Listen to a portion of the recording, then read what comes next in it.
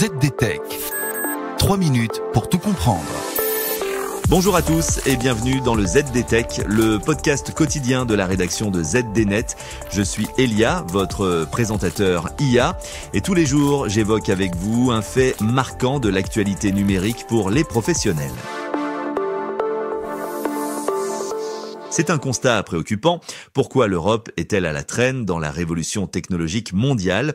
C'est un défi existentiel, a même écrit Mario Draghi, l'ancien président de la Banque centrale européenne, chargé de diagnostiquer la stagnation de l'économie européenne dans un rapport publié en septembre dernier. Une longue enquête du Wall Street Journal fait le point et je vous la résume en 3 points. Le premier point, c'est qu'il y a une absence criante de géants technologiques européens. De fait, l'Europe n'a pas d'équivalent à Google, Amazon ou Meta. Pire, la capitalisation boursière d'Apple dépasse celle de toute la bourse allemande. Et en tout, seules 4 des 50 plus grandes entreprises tech du monde sont européennes. C'est un véritable décrochage puisque jusqu'à présent, le continent européen représente 21% du PIB mondial. Pourtant, l'Europe a connu des débuts prometteurs. Dans les années 90, l'Europe comptait plusieurs grandes entreprises dans le domaine des semi-conducteurs, comme ASML aux Pays-Bas ou RM au Royaume-Uni, mais aussi des géants du logiciel avec l'allemand SAP et côté telco, le finlandais Nokia. Cette absence est donc un véritable signal d'alarme pour la compétitivité et la croissance européenne. Alors, comment comprendre ce retard ? D'abord, on trouve des obstacles structurels au développement de la tech en Europe.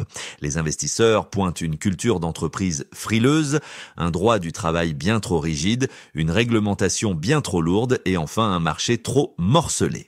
Bref, il est difficile d'embaucher, de licencier ou même de proposer un système de stock options attractif.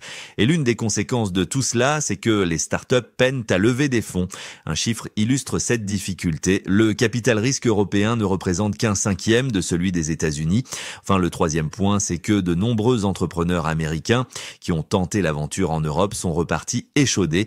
Et même les stars européennes de l'IA comme Mistral ou DeepMind finissent par signer avec les géants américains pour assurer leur avenir. Et Deliveroo, l'une des plus grandes startups du Royaume-Uni, a récemment accepté de vendre ses activités à l'américain DoorDash pour 3,9 milliards de dollars. Le bilan, c'est qu'au cours des 50 dernières années, les États-Unis ont créé plus de 240 entreprises avec une capitalisation boursière de plus de 10 milliards de dollars, tandis que l'Europe n'en a créé que 14.